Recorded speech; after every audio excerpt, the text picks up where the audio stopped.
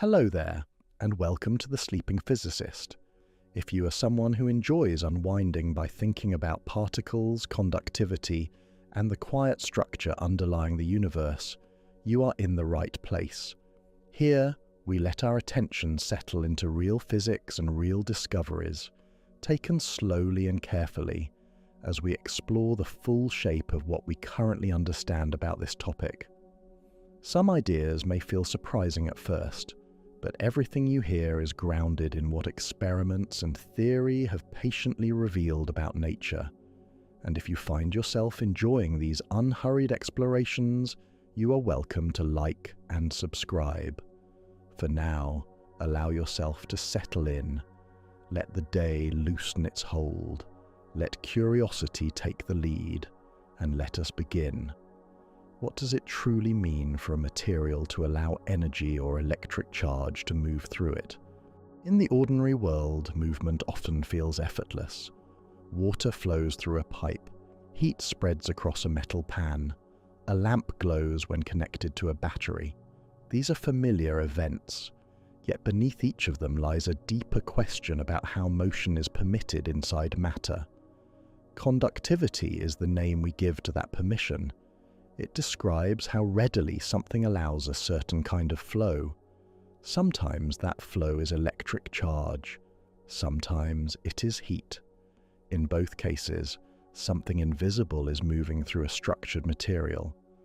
Long before electrons were known, people observed that certain substances behave differently when connected in simple circuits. A copper wire would complete a path and a spark would appear. A wooden rod would not. The difference was reliable. It was not decorative or accidental. It was structural. This reliability made conductivity a foundational concept in physics. It gave scientists a way to classify materials based on behavior rather than appearance. Shiny metals tended to conduct well. Glass and rubber did not. But these observations were only the beginning. At its core, conductivity is not about surface traits. It is about the internal architecture of matter. It is about whether tiny charged entities inside a material can shift their positions in response to forces. If they can move freely and in coordinated ways, the material conducts. If they remain bound and fixed, the material resists. So our exploration will not be about wires or circuits alone. It will be about the inner arrangement of atoms and the behavior of their outermost components. It will be about how order and motion coexist inside solids, liquids, and even carefully engineered structures. When we ask what it means for something to conduct, we are really asking how matter allows motion within its own boundaries. And that question brings us gently toward the structure of atoms themselves, where the possibility of movement first appears. Before anyone understood atoms, conductivity was recognized through careful experiment. In the 18th and early 19th centuries, investigators built simple arrangements of metals, wires, and chemical cells. They noticed that when certain materials were connected in a closed loop, something continuous flowed. Sparks appeared. Needles moved. Chemical reactions occurred at distant points in the circuit. One crucial realization slowly emerged. The effect was not confined to the battery or the source. The entire loop participated. If any section of the path was replaced with a material like glass or dry wood, the motion stopped. The flow required continuity through a substance capable of carrying it. Metals stood out early. Copper, silver, and gold were especially reliable. They allowed electric effects to travel long distances with little weakening. This repeatable behavior suggested that metals possessed some internal property that supported motion rather than blocking it. At the same time, scientists learned that this flow was not consumed as it moved. If a wire connected two ends of a battery, the same current passed through every cross-section of that wire. The material did not use up the flow, it transmitted it. This observation was subtle but important. It implied that the material was not merely reacting locally. It was serving as a medium through which something travelled steadily. As measurement improved, quantitative differences became visible. Some metals conducted better than others. Iron carried current less easily than copper. Carbon behaved differently again. These differences were consistent and measurable. Conductivity became not just a category, but a property that could be compared and assigned a number. By the 19th century, the concept of electrical resistance had also taken form. Resistance described how strongly a material opposed the flow. Conductivity and resistance became complementary ideas. One expressed ease of motion, the other expressed difficulty.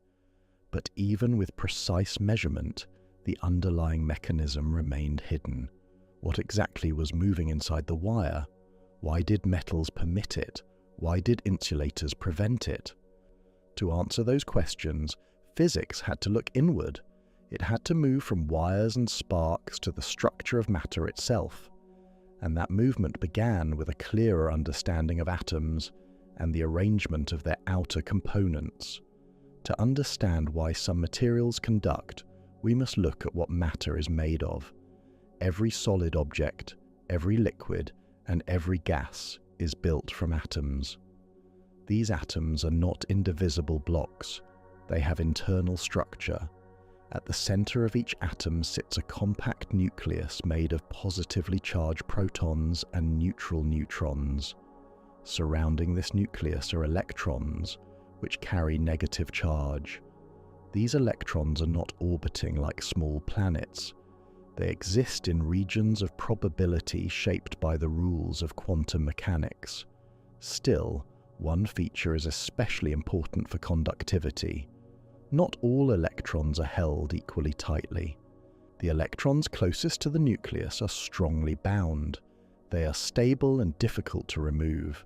But the outermost electrons, sometimes called valence electrons, are less tightly confined. They are the ones most involved in chemical bonding and in electrical behavior. In many materials, these outer electrons are locked into fixed positions between neighboring atoms. They form stable bonds. Their motion is restricted. If an external electric influence is applied, they shift slightly but return to equilibrium. No sustained flow occurs. In other materials, especially metals, the situation is different. The outer electrons are not tied to any single atom in a strict sense. Instead, they are shared collectively across many atoms. They exist in what is often described as a sea of electrons moving within a lattice of positive atomic cores. This shared arrangement changes everything. When an electric field is applied to such a material, these mobile electrons can respond collectively. They drift through the structure rather than remaining fixed. The material becomes a pathway rather than a barrier. So conductivity begins with the question of electron mobility. Are the outer electrons localized and confined, or are they free to shift across many atomic sites? The answer depends on the internal energy structure of the material. That structure determines whether electrons can move with ease or whether they remain bound in place. By examining how electrons occupy energy levels inside solids, physicists discovered the deeper reason metals conduct so well. And that understanding leads us into the idea of energy bands, where electron motion becomes a property of the entire material, rather than of isolated atoms. When individual atoms come together to form a solid, their electrons no longer belong entirely to one nucleus. The separate energy levels that existed in isolated atoms begin to overlap and reorganize. Instead of distinct steps, allowed energies spread into broad regions called bands. You can imagine each atom bringing its own set of possible electron states. When many atoms assemble into a crystal, those states crowd together. Because no two electrons can occupy exactly the same quantum state, the energies split slightly apart. In a large solid containing an immense number of atoms, these tiny splits merge into nearly continuous bands. Two bands are especially important. One is filled with electrons under ordinary conditions. The other may be empty or only partially filled. The way these bands are arranged determines whether electrons can move freely when an electric influence is applied.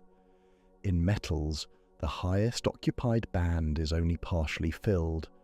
This means that electrons have nearby available states at almost the same energy. When an electric field nudges them, they can shift into those neighboring states without requiring a large energy change. Movement becomes easy because there is room to move.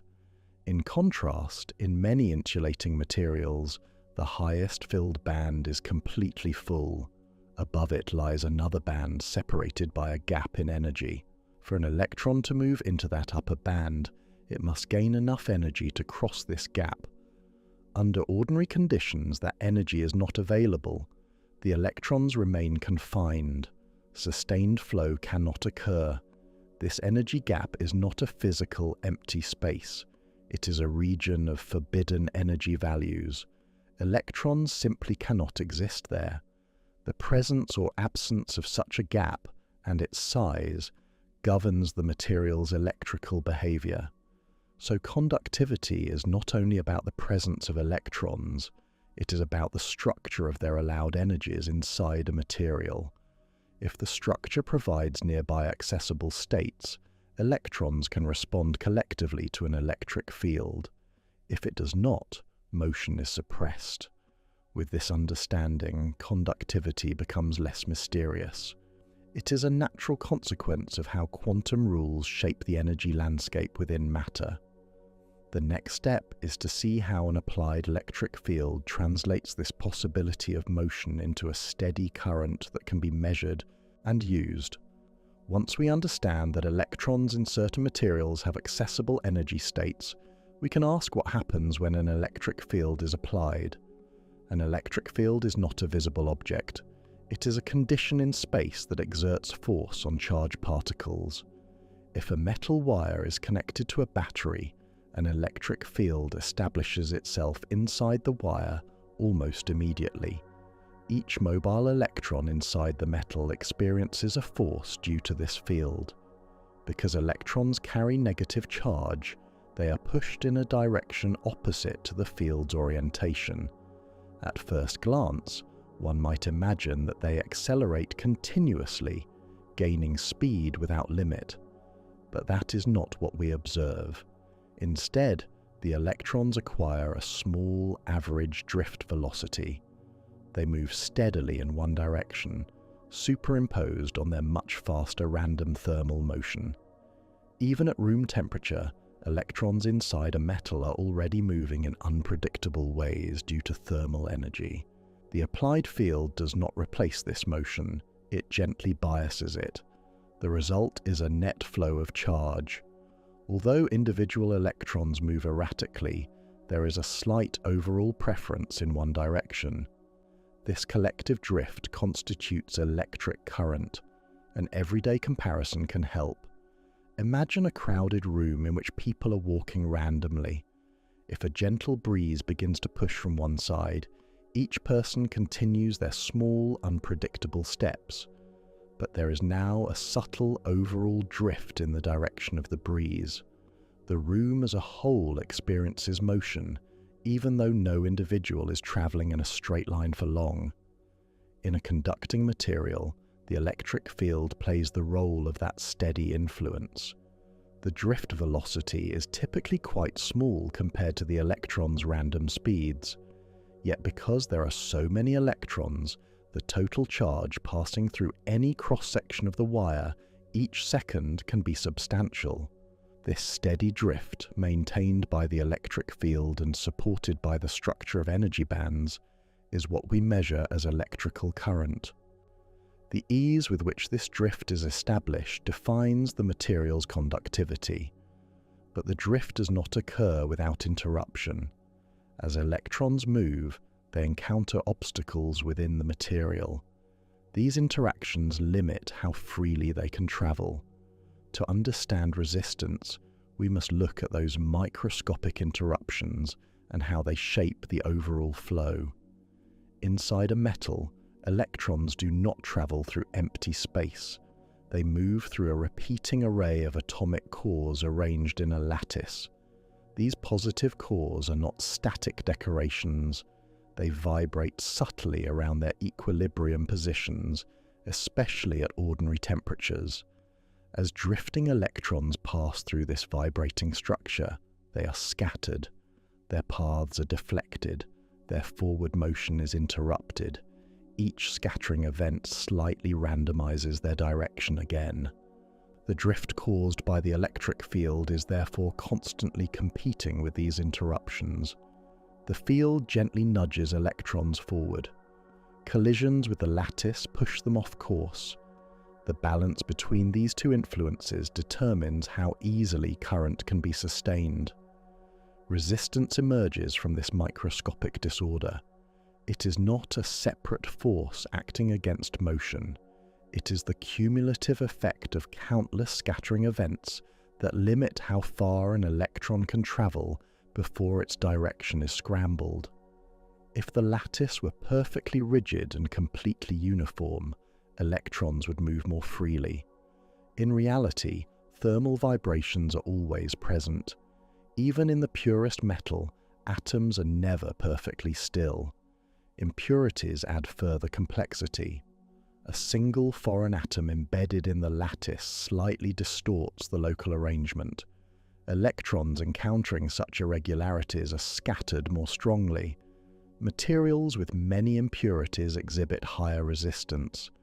The distance an electron travels on average before being scattered is called its mean free path. In good conductors at room temperature, this distance can still be remarkably long on the atomic scale, yet it remains finite. That finiteness is what prevents unlimited acceleration under an electric field. So electrical resistance is not mysterious opposition. It is a natural consequence of motion through a structured and vibrating environment. Conductivity becomes high when scattering is rare, and low when scattering is frequent.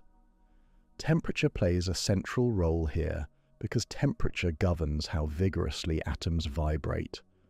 As the lattice vibrates more intensely, scattering increases. The connection between temperature and conductivity follows directly from this microscopic dance. Temperature changes the internal motion of a solid in a quiet but decisive way. Even in a perfectly formed crystal, atoms are never frozen in place unless the temperature reaches absolute zero. At ordinary conditions, they oscillate about their equilibrium positions. These oscillations are small in distance, but immense in number. As temperature rises, the amplitude of these vibrations increases. The lattice becomes more restless. For electrons attempting to drift under an electric field, this restlessness means more frequent scattering. In most metals, this leads to a clear and measurable pattern. As temperature increases, resistance increases. Conductivity decreases. The relationship is not arbitrary. It follows from the growing probability that a drifting electron will encounter a moving atomic core that alters its path. Cooling a metal reduces these vibrations. The lattice grows quieter. Electrons travel longer distances before being scattered. Conductivity improves. There remains, however, a limit to this improvement. Even at very low temperatures, impurities and structural imperfections continue to scatter electrons. This residual resistance reflects the material's internal disorder rather than thermal motion. The temperature dependence of conductivity became one of the strongest confirmations of the microscopic picture. It connected a measurable macroscopic property to atomic scale motion. When experiments showed that resistance varied predictably with temperature, the theory of electron scattering gained firm footing. Not all materials behave identically. Some exhibit more complex patterns. But for simple metals, The trend is steady and reliable. This interplay between lattice vibration and electron motion demonstrates something broader. Conductivity is not simply a property of electrons, it is a property of the entire material system. The behavior emerges from the interaction between mobile charges and the structured environment through which they move. So far, we have focused on solids, particularly metals, yet conductivity is not confined to them. Liquids can conduct. Even certain gases can under the right conditions.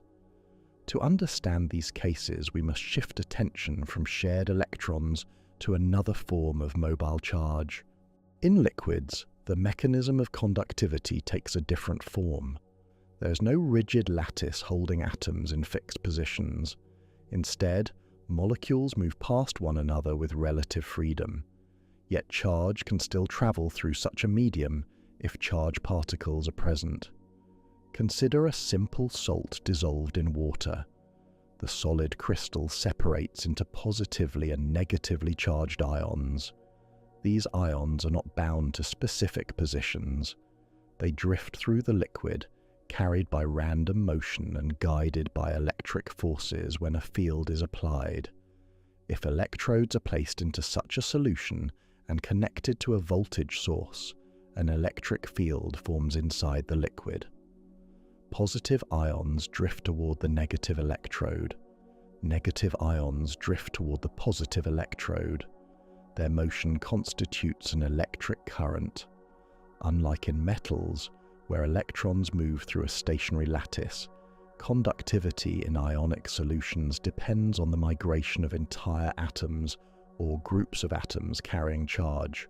The process is slower because ions are much heavier than electrons. Their drift velocities are small. The liquid environment also resists motion through viscosity and collisions with surrounding molecules. Still, the principle remains consistent. Conductivity arises when charged entities are free to move under the influence of an electric field. If a liquid contains no mobile charges, it behaves as an insulator. Pure water, for example, conducts very poorly. The presence of dissolved ions changes that dramatically. This distinction highlights a broader insight. Conductivity is not tied to a particular phase of matter. It is tied to mobility of charge carriers. In metals, those carriers are electrons. In electrolytes, they are ions. In other systems, they may take different forms. The measurable quantity of conductivity reflects both the number of available charge carriers and how easily they can move. A material with many mobile charges but strong scattering may conduct moderately. A material with fewer carriers but extremely high mobility may conduct comparably well. So the concept unifies diverse systems. Whether in a copper wire or a saline solution, current is sustained by charged particles responding to an electric field and navigating the internal structure of the medium. Between good conductors and strong insulators lies an important middle category. These materials do not conduct freely like metals, nor do they block motion entirely. Their conductivity can be adjusted. Their behavior can be controlled. They are known as semiconductors, and they have reshaped modern technology. Semiconductors occupy a careful middle ground between metals and insulators. Their internal energy structure contains a gap between filled and empty bands, similar to an insulator, but that gap is modest in size. Under ordinary conditions, only a small number of electrons possess enough energy to cross it. As a result, pure semiconductors conduct weakly. What makes them distinctive is how sensitively their conductivity responds to changes. A slight increase in temperature provides more electrons with enough energy to reach the higher band. Unlike metals, where heating increases resistance, many semiconductors become more conductive as temperature rises. Thermal energy creates additional charge carriers. There is another subtle feature. When an electron leaves the lower band and enters the upper one, it leaves behind a vacancy. This vacancy behaves in a useful way. It acts as if it carries positive charge. When neighboring electrons shift to fill it, the vacancy appears to move in the opposite direction. This effective particle is called a hole. Current in a semiconductor can therefore be carried by electrons in the upper band and by holes in the lower band. Both respond to electric fields. Both contribute to conductivity. Even more control becomes possible through a process known as doping. By introducing a small number of impurity atoms into the crystal, engineers can dramatically change the number of available charge carriers. Some impurities donate extra electrons, others create additional holes. The underlying lattice remains largely intact, but its electrical character shifts. This controllability makes semiconductors unique. Their conductivity is not fixed. It can be tuned through composition, temperature, and external fields. Devices such as transistors rely on this precise control, switching currents on and off with remarkable efficiency. The existence of semiconductors demonstrates that conductivity is not simply a binary distinction between conductors and insulators. It forms a spectrum shaped by band structure, carrier concentration, and mobility. To complete the picture, we must now consider the opposite extreme more carefully. Some materials resist electrical motion so strongly that current is nearly absent. Understanding why motion fails in these insulators reinforces the principles we have already seen. An insulator is not a material without electrons. It is a material in which electrons are deeply confined. The outer energy band is completely filled, and the next available band lies far above it in energy. The gap between them is wide. Under ordinary conditions, almost no electrons possess enough energy to cross that separation. Because the highest occupied band is full, electrons cannot simply shift into nearby states when an electric field is applied. There is no available space within the same band. Movement would require a substantial energy increase, one that the field alone cannot provide. The electrons remain localized around their parent atoms or within stable bonds. They may distort slightly in response to an external field, producing a small internal rearrangement of charge. But this displacement is temporary and limited. It does not produce a sustained current. Glass, rubber, dry wood, and many ceramics behave this way. Their internal energy landscapes strongly confine electrons. Even if a high voltage is applied, current remains negligible until the field becomes so intense that it forces a breakdown. At that point, the material's structure is disrupted, and conduction occurs in a different and often destructive manner. Insulators therefore illustrate the importance of available energy states. It is not enough for electrons to exist. They must have accessible positions into which they can move. Without those possibilities, an electric field cannot establish a lasting drift. This understanding clarifies a subtle point. Conductivity is not determined by how tightly atoms are packed, or by how solid a material feels. It is determined by quantum structure. The invisible arrangement of allowed energies governs whether motion can occur. In everyday life, insulators are as essential as conductors. They prevent unintended currents. They confine electricity to chosen paths. Their resistance is not a defect. It is a predictable outcome of their internal architecture. Having seen how different materials permit or prevent motion, it becomes important to ask how these properties are measured and confirmed. The theory of electrons and bands would remain abstract without experimental validation. Careful measurement has grounded each step of this understanding. The ability to measure conductivity transformed it from observation into quantitative science. Early experimenters noticed sparks and shocks, but careful instrumentation revealed patterns that could be expressed numerically and compared across materials. To measure electrical conductivity, one applies a known voltage across a sample and measures the resulting current. The relationship between these two quantities is steady and predictable for many materials under fixed conditions. Double the applied voltage, and the current doubles as well. This proportionality became one of the foundational regularities of electrical science. From this relationship, resistance can be determined. Resistance depends not only on the material, but also on its shape. A longer wire resists more strongly. A thicker wire resists less. These geometric factors revealed that conductivity is an intrinsic property of the substance itself, separate from the dimensions of the object. Experiments also confirmed the temperature dependence discussed earlier. As metals were cooled, resistance decreased smoothly. Impurities produced measurable shifts. Each prediction derived from the microscopic model found correspondence in laboratory results. More refined techniques probed the behavior of electrons directly. By studying how electrons scatter, how their motion responds to magnetic fields, and how energy is distributed among them, physicists built a consistent picture linking atomic structure to measurable conductivity. In semiconductors, the effects of doping could be quantified precisely. Adding controlled amounts of impurities changed conductivity in predictable ways.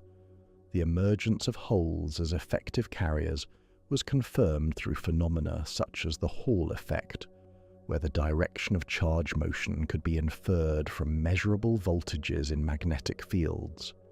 These experiments did not merely support the theory, they refined it. Discrepancies between simple models and observed data led to deeper quantum treatments and more accurate descriptions of band structure. The harmony between measurement and theory established conductivity as one of the most well-understood properties of matter. Its principles could be tested repeatedly across different materials and conditions, and they consistently held. So conductivity is not a speculative idea. It is a property anchored in precise measurement, shaped by quantum mechanics, and confirmed by countless experiments. Electrical conduction, however, is not the only way energy moves through matter. Heat can also travel from one region to another. The mechanisms are related, but not identical. To understand this broader picture, we turn now to thermal conductivity. Thermal conductivity describes how easily heat moves through a material. At first glance, heat and electric charge seem different. Heat is not a substance. It is a transfer of energy from regions of higher temperature to regions of lower temperature. Yet the microscopic carriers of that energy often overlap with those responsible for electrical conduction. In metals, the same mobile electrons that drift under electric fields also transport thermal energy. When one end of a metal rod is heated, electrons near that region gain additional kinetic energy. They move more vigorously and collide with other electrons and atomic cores, passing energy along. The energy spreads not because atoms migrate across the rod, but because energy is exchanged through countless microscopic interactions.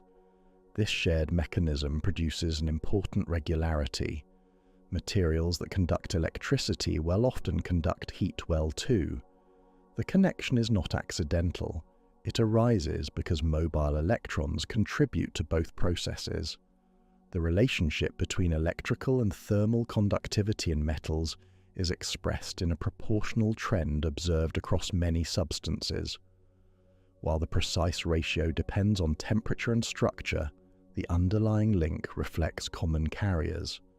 In nonmetallic solids, the picture changes. When electrons are tightly bound and cannot move freely, heat is transported primarily through lattice vibrations. These vibrations propagate as collective waves through the crystal structure.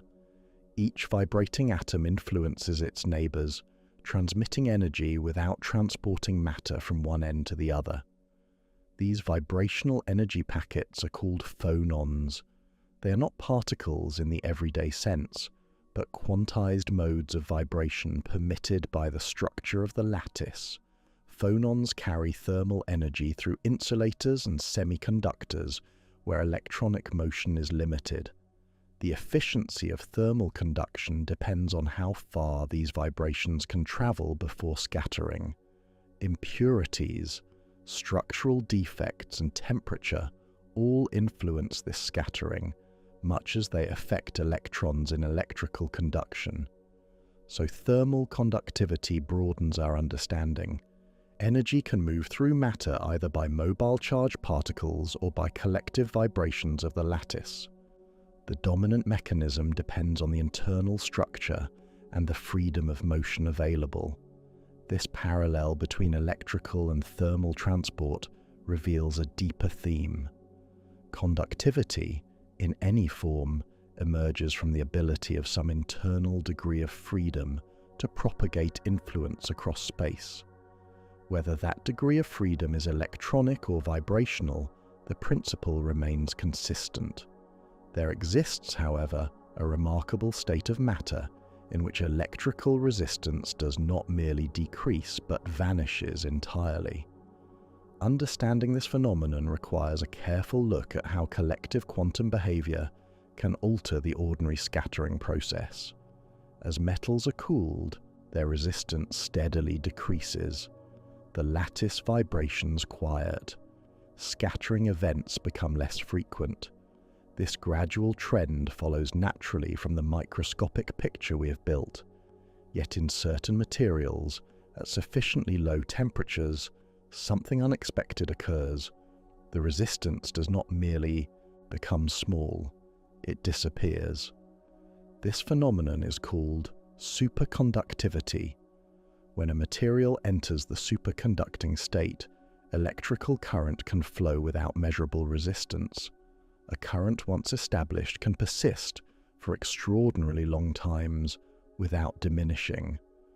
The usual scattering processes no longer disrupt the drift of charge. The explanation lies in collective quantum behavior.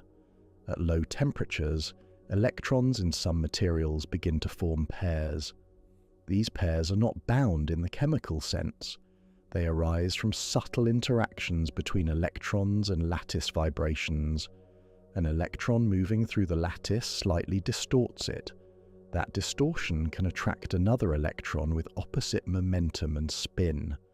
The result is a correlated pair. Individually, electrons are easily scattered by impurities and vibrations. As paired entities, however, they behave differently. The pairs move coherently through the lattice in a synchronized state that resists disruption. Scattering that would normally randomize individual motion becomes ineffective against the collective state. The material enters a new phase, characterized not just by lower resistance, but by a fundamentally different organization of its charge carriers.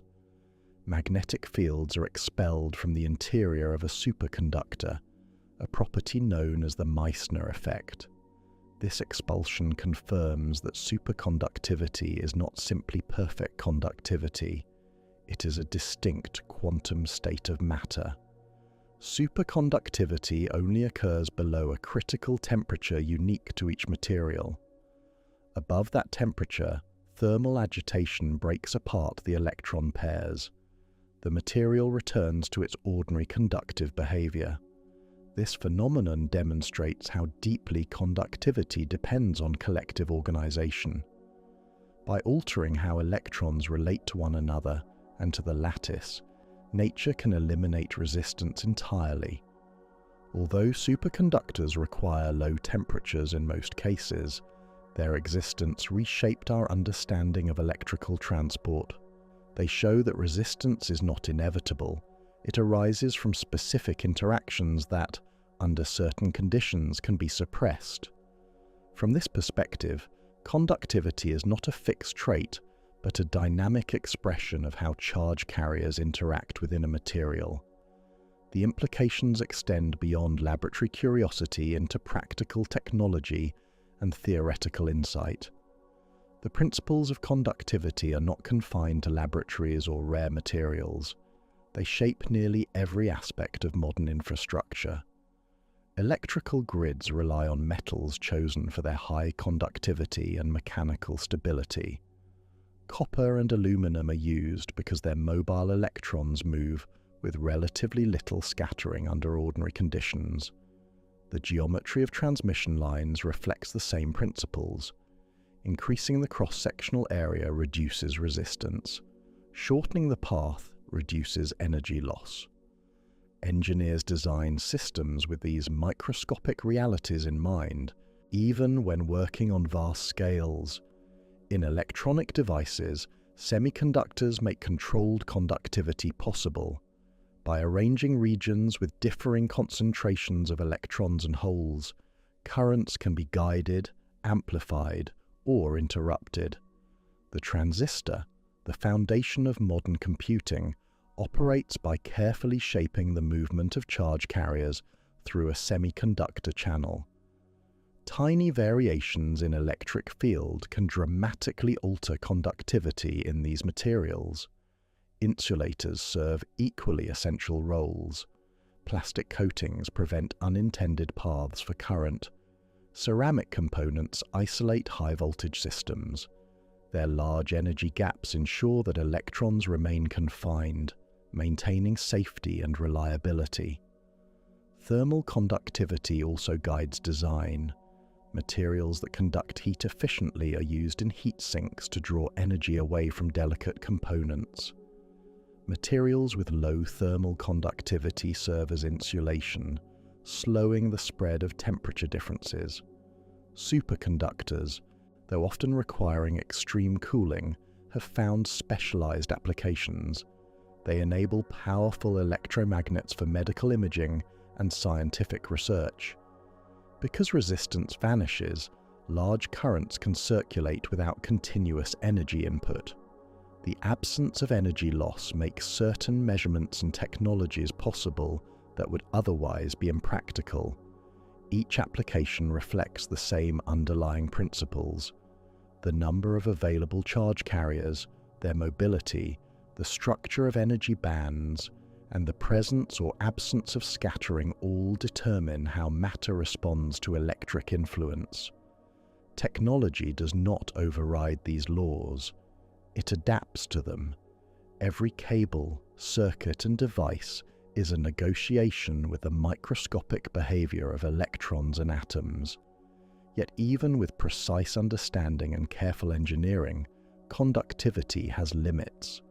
There are boundaries imposed by quantum mechanics and by the unavoidable presence of disorder. To complete our exploration, we must consider those boundaries and what they reveal about the nature of matter itself. No material conducts perfectly under ordinary conditions. Even the best metals possess some resistance at room temperature. This resistance reflects fundamental interactions that cannot be entirely removed. At the microscopic level, electrons are quantum objects. Their motion is described not as simple trajectories, but as wave-like states extending through the material. These states interact with lattice vibrations, impurities, and structural imperfections. As long as such interactions exist, scattering persists. Even in an ideal crystal cooled to very low temperatures, quantum fluctuations remain. Absolute stillness is not attainable. The uncertainty inherent in quantum systems ensures that particles retain some residual motion. Conductivity can improve dramatically, but it cannot become infinite unless a new phase such as superconductivity emerges. There are also limits connected to the finite number of charge carriers. A material contains only so many electrons that can participate in conduction. Increasing the electric field does not create unlimited current.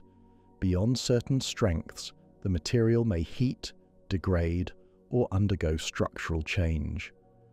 Practical conductivity is bounded by stability. In very small structures, additional constraints appear. When conductors are reduced to nanometer scales, electrons can no longer be treated as moving through a continuous medium. Their wave nature becomes prominent. Conduction may occur in discrete channels. The flow of charge can become quantized, occurring in step-like increments rather than smoothly. These quantum effects do not contradict the broader theory. They refine it. They show that conductivity emerges from fundamental physical laws that govern particles at every scale. There are also materials known as strongly correlated systems, in which interactions between electrons themselves dominate behavior. In these materials, conductivity can deviate from simple predictions. The interplay between motion and interaction remains an active area of research. Yet even here, the guiding principles of energy structure and scattering remain central. The boundaries of conductivity reveal something reassuring. Our understanding extends from everyday wires to exotic quantum states. Where uncertainties remain, they are not gaps in coherence, but frontiers of refinement. With these limits in view, we can step back and see conductivity not merely as a property of materials, but as a window into the structure of matter and the rules that govern motion within it. When we step back from individual materials and applications, conductivity reveals a broader truth about matter. It shows that what appears solid and still is, at its foundation, dynamic and structured for motion. A metal wire resting quietly on a table seems inert, yet within it, electrons occupy extended quantum states that span vast numbers of atoms. Even without an applied field, these electrons move rapidly in random directions, shaped by thermal energy and quantum statistics. Order and motion coexist. The application of an electric field does not create motion from nothing. It organizes motion that already exists. A slight directional bias transforms random activity into coherent flow. Current is not a separate substance. It is coordinated behavior emerging from countless microscopic events. This perspective dissolves an old intuition. We might imagine electricity as something injected into matter. Instead, conductivity shows that matter already contains the ingredients for transport. The role of the external field is to guide, not to supply. The same structural reasoning applies across forms of conduction. Whether electrons drift in metals, ions migrate in solutions, or lattice vibrations carry heat, transport arises from internal freedom constrained by structure. Too much confinement and motion ceases. Too little structure and coherence is lost. Conductivity exists between rigidity and chaos. The principles that govern it are not arbitrary. They arise from quantum mechanics, from the arrangement of energy levels, and from statistical behavior of large numbers of particles. These rules operate consistently, whether we examine a kilometer of power cable or a nanometer scale device. Even superconductivity, which seems extraordinary, follows from the same foundation. Change the collective organization of electrons, and resistance can vanish. Alter the band structure slightly, and a semiconductor becomes the heart of computation. Conductivity therefore serves as a bridge between scales. It connects atomic structure to global infrastructure. It translates quantum laws into practical engineering. Understanding it gives us orientation. It shows how motion is permitted within matter without violating the stability of the material itself. Matter can remain intact while allowing energy and charge to pass through. With this view established, one final reflection remains. Conductivity does not merely describe how materials behave. It reveals how the universe balances structure and movement at every level. That balance is steady, lawful, and quietly elegant. If we gather everything together, conductivity becomes less a single property and more a pattern that appears whenever motion is permitted within structure. At the smallest scale, it depends on the arrangement of energy levels allowed by quantum mechanics. Those levels determine whether electrons are confined or extended, whether nearby states are available, and whether motion can be sustained under an applied field. At the level of materials, conductivity reflects how charge carriers interact with their environment. Lattice vibrations, impurities, and structural irregularities scatter motion. Temperature reshapes the internal landscape. Composition alters the number of available carriers. Every measurable difference traces back to these interactions. Across phases of matter, the carriers change, but the principle does not. In metals, electrons drift collectively. In ionic solutions, charged atoms migrate through liquid. In insulators, electrons remain bound because no accessible states invite movement. In semiconductors, small adjustments in energy structure allow control. In superconductors, coherent pairing reorganizes the entire system into a state where resistance vanishes. Each case follows the same governing idea. Motion requires freedom within constraint. Too much binding and conduction fails. Too much disorder and coherence collapses. Conductivity emerges from a balance between mobility and structure. This balance is not accidental. It reflects the deeper architecture of physical law. Quantum mechanics sets the rules for allowed energies. Statistical behavior governs how large populations of particles distribute themselves. Electromagnetic forces guide how charges respond to fields. Together, these principles produce a world in which energy and charge can travel through matter without dismantling it. When you turn on a light, connect a device, or feel heat spread across a surface, you are witnessing this quiet organization. Electrons are not racing wildly through empty space.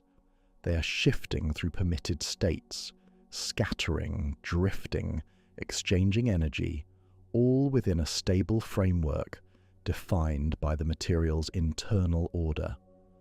Conductivity shows that the universe does not separate structure from motion. It weaves them together. Matter is stable because its constituents occupy allowed configurations. It is dynamic because those configurations permit carefully constrained change. Everything we currently know about conductivity rests on this coherence. From classical measurements of resistance to quantum descriptions of band structure and superconducting phases, the picture holds together. Where uncertainties remain, they lie at the edges of complex materials and extreme conditions, not at the foundation. And so, the simple question of why some materials carry current while others do not opens into a full landscape of understanding. Conductivity is the story of how matter allows influence to travel without losing its form. It is a demonstration that beneath familiar technology lies a consistent and deeply ordered framework. The universe, in permitting conduction, reveals its preference for balance, motion within stability, change within structure, flow within form, and that balance is steady. There is one further perspective that deepens this picture without disturbing its calm structure. Conductivity is not only about how charge responds to a steady electric field, it also describes how systems respond over time to changing influences. When an alternating voltage is applied, the electric field inside a material reverses direction repeatedly. Electrons do not travel far in one direction before being guided back the other way. Instead of a steady drift across long distances, there is a subtle oscillation superimposed on their thermal motion. In good conductors, these oscillations can follow the applied field with little delay at low frequencies. As frequency increases, inertia and scattering begin to matter more. The response becomes frequency dependent. The material's conductivity is no longer a single number, but a function of how rapidly the field changes. At very high frequencies, such as those associated with light, the behavior shifts again. Electrons can no longer respond as a simple drifting population. Instead, they oscillate collectively, interacting with electromagnetic waves in ways that determine reflection, absorption, and transparency. This broader view shows that conductivity is part of a more general concept called response. A material responds to electric influence according to its internal structure and timescales of motion. Whether the field is steady or rapidly varying, the same microscopic principles govern how charges shift and scatter. So, conductivity is not static. It describes how matter participates in dynamic electromagnetic environments, always within the constraints of its quantum architecture. The structure remains intact, the rules remain consistent, only the time scale changes. Another layer of understanding appears when we consider that electrons are not distinguishable classical particles. They are identical quantum entities that obey specific statistical laws. At ordinary temperatures in metals, most available low-energy states are already filled. Electrons occupy these states according to the Pauli exclusion principle, which prevents two electrons from sharing the same quantum configuration. Only those near the highest occupied energies can shift into nearby empty states and contribute to conduction.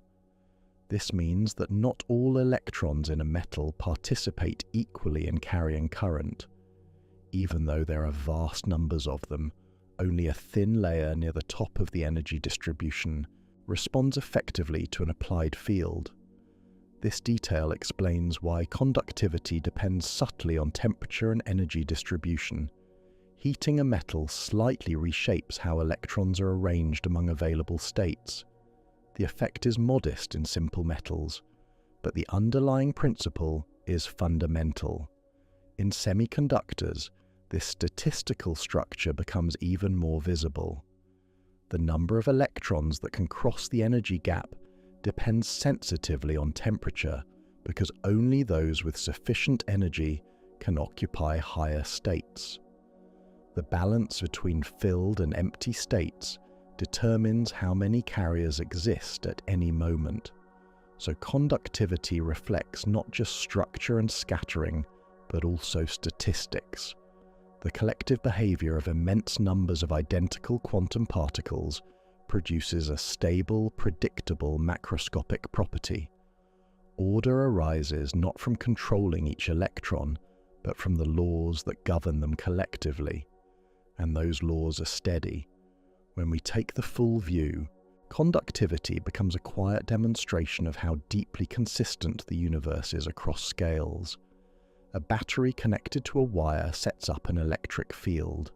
Electrons already present in the material shift slightly in response. Their motion is guided by available energy states shaped by quantum mechanics. Their paths are interrupted by lattice vibrations and imperfections. Temperature alters those vibrations. Impurities modify scattering. Statistics determine which electrons are able to move. Geometry shapes how resistance scales with size. Collective organization can even eliminate resistance entirely under special conditions. Every layer connects without contradiction. No additional forces are required. No hidden substances are invoked. The same electromagnetic laws that govern isolated charges in empty space govern their motion within matter. The same quantum rules that define atomic structure define the energy bands of solids. The same statistical principles that describe gases determine how electrons distribute themselves among states. Conductivity is therefore not an isolated topic. It is a convergence point. It gathers electromagnetism, quantum mechanics, thermodynamics, and solid-state structure into one coherent phenomenon that can be measured with a simple experiment. When a current flows, what we observe is the large-scale expression of these unified principles. Matter remains intact. Energy moves. Charge redistributes. Structure and motion coexist without conflict. Everything we currently know about conductivity fits within this framework. Where materials behave unexpectedly, deeper analysis continues to refine the same underlying laws rather than replace them. So the simple question of why a copper wire carries current while glass does not opens into a complete landscape of understanding. Conductivity is the permission for motion written into the architecture of matter, and that architecture is stable, lawful, and quietly precise.